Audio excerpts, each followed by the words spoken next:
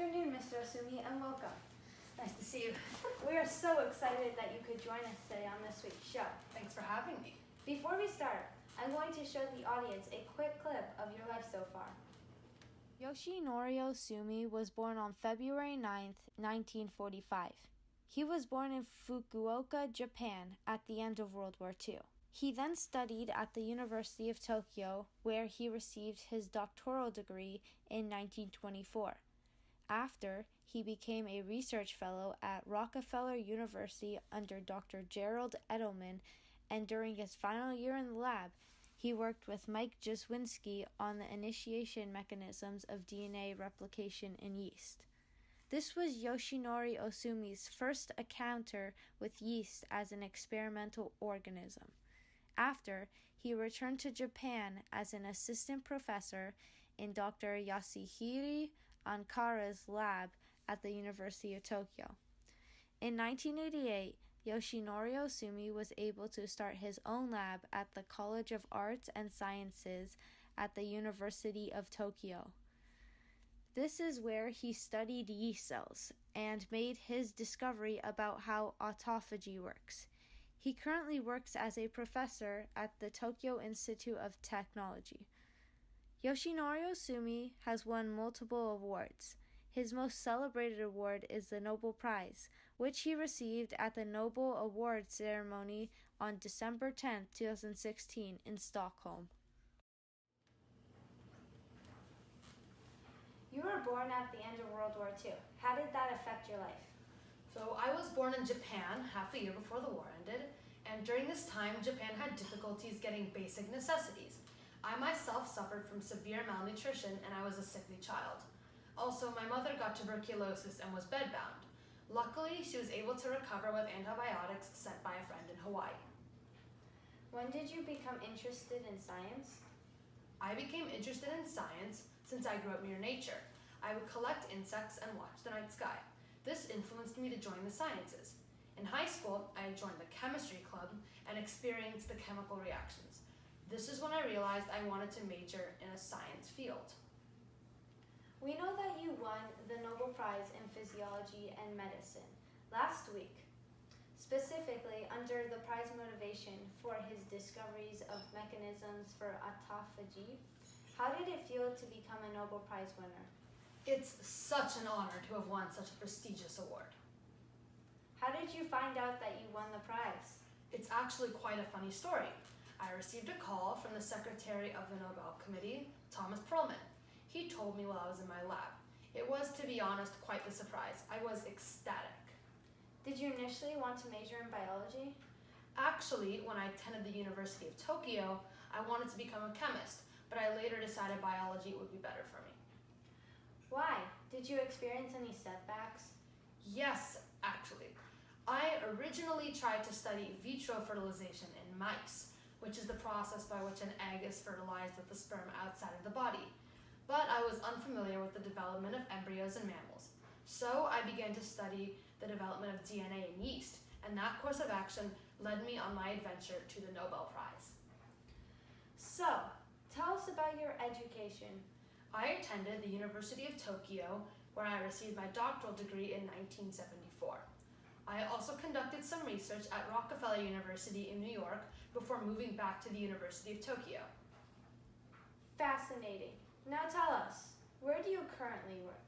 I currently work at the Tokyo Institute of Technology. I am also affiliated with the Graduate University of Advanced Studies. Incredible. Now, we aren't any world-class scientists, but maybe you could enlighten us with a short description of what it is exactly that you do research in. Absolutely. I did research in a process called autophagy. Autophagy is how lysosomes reuse the components inside them to be recycled for various reasons. Some of these reasons include to destroy the cell if it's infected by a virus, or if the cell needs components within the lysosome.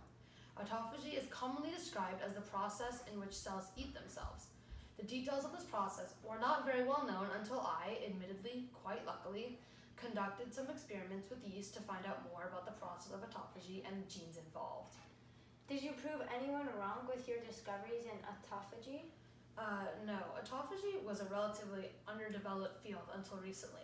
As a matter of fact, only every 20 or so papers were on autophagy. Now, only 15 years later, there are more than 5,000 or so papers on autophagy. My recent discoveries have fueled quite an explosion within the field. And what is your research currently being used for? The results of my research are now being used to fight some hereditary diseases, neurological diseases, and cancer around the world. Wow, that must be a great feeling. It is indeed. We would really appreciate it here on the show if you could show us an example of autophagy on this microscope we have over there. I would be happy to. Okay, Mr. Ohsumi, we have the microscope ready for you to use. Okay, I'll take a look. Hopefully you can find a cell undergoing autophagy. Oh wow, I found one right here. Please take a look. What we can see here is that a membrane is beginning to form around the components of the cell that need to be destroyed, and that membrane will eventually merge with an autophagosome, which is a double membrane vesicle essential to the process of autophagy. And what should eventually happen is that the lysosomal enzymes will be released by the lysosomes and destroy the various components that are infected or need to be dealt with. And there it was. Wow, that was amazing. Thank you for showing me that, Mr. Ohsumi. Let's go back to our seats.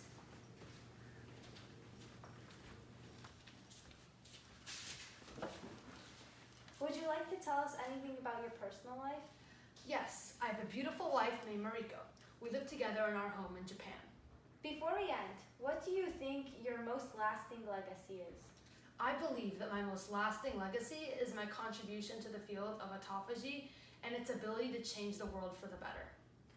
Do you have any words of advice you would like to tell the aspiring scientists around the world? Yes, I do. I'd like to tell young people that not all can be successful in science, but it's important to rise to the challenge. Our time is almost up here on this show. We have a special treat when we get back from the break. An ordinary day becomes something special when people get together to bake bread. Look how big it got. Awesome.